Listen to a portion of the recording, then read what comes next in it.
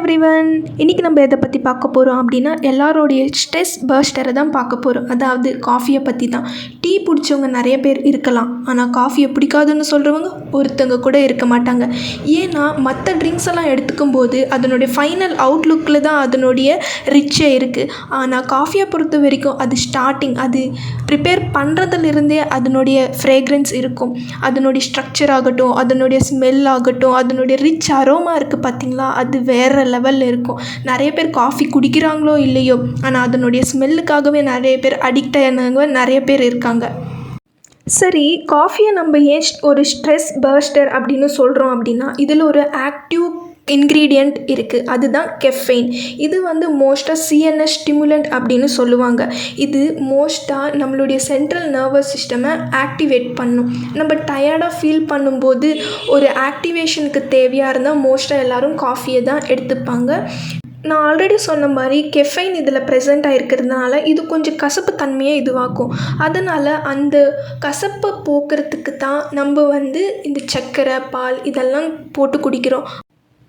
காஃபிலையும் நிறைய வெரைட்டி இருக்குது. Cold coffee, degree coffee, சுக்கு காஃபி, இந்த எல்லா காஃபிக்கும் எல்லோரும் ஒரு ஃபேனாக இருப்பாங்க.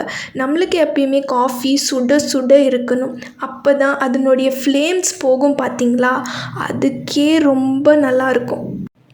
நிறைய பேர் வீட்டில் காஃபியை தான் மார்னிங் ட்ரிங்காகவே எடுத்துக்குவாங்க. ஏன்னு தெரியல, அது எடுத்தால் மட்டும்தான் நிறைய பேருக்கு ஒரு ஆக்டிவிட்டியாக இருக்கிறோம் அப்படின்ற உணர்வே வரும்.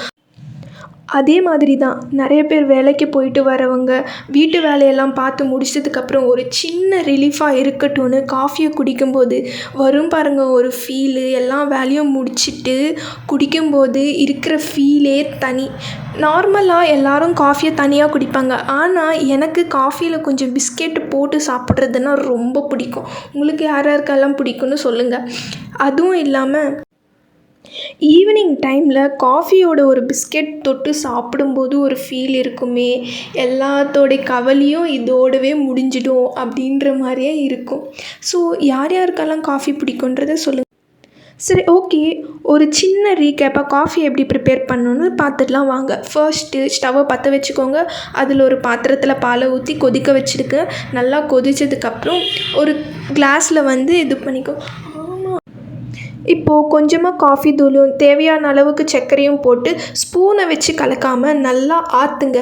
ஆற்றி அதில் நுர வர வரைக்கும் நல்லா ஆற்றிட்டு அது ஒரு கப்பில் சர்வ் பண்ணுங்கள். இப்போ நம்ம சுட சுட காஃபி தயார். இது கூட ஒரு பிஸ்கெட் வச்சும் சாப்பிட்டுக்கலாம்.